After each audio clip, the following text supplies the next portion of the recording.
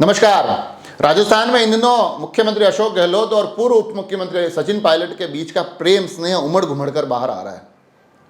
कल जो पत्रकारों से उन्होंने बात की, उन बातों को अगर सुने तो ऐसा लगता है कि आजकल तेरे मेरे प्यार के चर्चे हर जुबान पर, सबको मालूम है और सबको खबर हो गई वाला मामला महसूस होता दिखाई देता है। और कमाल की बात यह है क्योंकि दोनों बड़े दिग्गज नेता हैं, दोनों ही बड़े कद्दावर नाम हैं, इशारों इशारों में बातें करना बखूबी जानते हैं। तो इनके इस प्रेम स्नेह की बातों को अगर हम समझे तो उन बातों में राजनीतिक दाव भी दिखाई देते हैं, तो उनमें कुछ राजनीतिक इशारों का आनंद भी महसूस कर सकते हैं।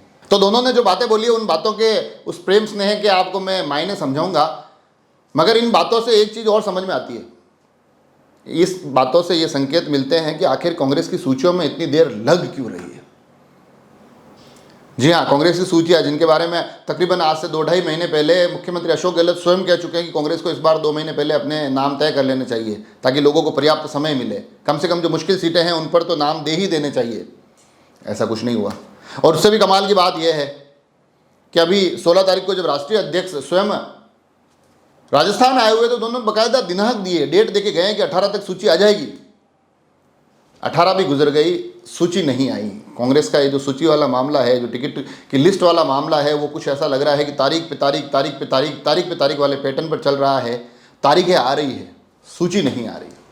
और नहीं आने का जो कारण है वो अगर हम कल सचिन पायलट और अशोक गहलोत की जो बातें सुने उससे भी समझ में आ जाता है। जो आलाकमान के जो तेवर निकल कर आ रहे हैं उससे भी समझ में आ जाता है। बताया ये जा रहा है कि सूचियों के नामों के निर्धारण में अब राजस्थान के बीते वक्त के कुछ घटनाक्रम भी अड़चन पैदा कर रहे हैं।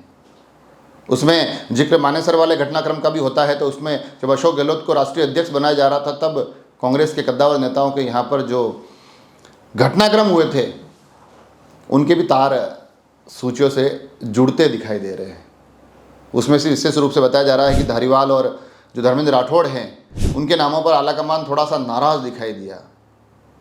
और हाल ही में एक शांतिलाल धारीवाल का पुराना वीडियो भी वायरल हो रहा है जिसमें वो कह रहे हैं कि राजस्थान में तो जो है अशोक गहलोत है। अब कहीं ना कहीं आलाकमान ये दिखाने की कोशिश कर रहा है कि आखिर आलाकमान होता क्या है। और अशोक गहलोत भी क्योंकि मजे हुए नेता है, उनको पता है कि मेरे मुसीबत के समय में इन नेताओं ने मेरा साथ दिया है तो आज इनके साथ खड़े रहने की बारी मेरी है।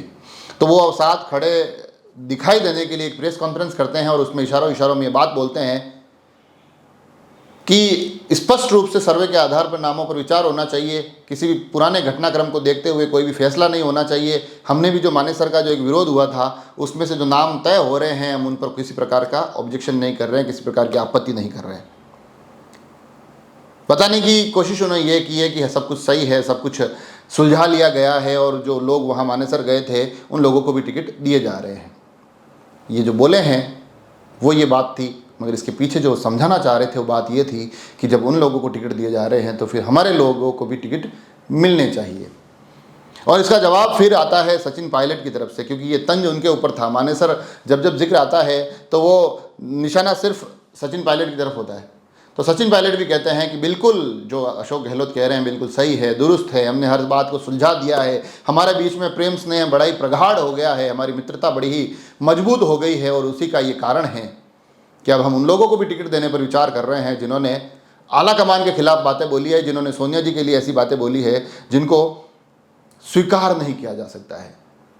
तो उन अस्वीकार्य बातें करने वाले लोगों को भी स्वीकार करने पर विचार चल रहा है, क्योंकि हमारे बीच में सब कुछ ठीक हो चुका है। अब ये कितना कुछ ठीक हुआ है ये नहीं पता है।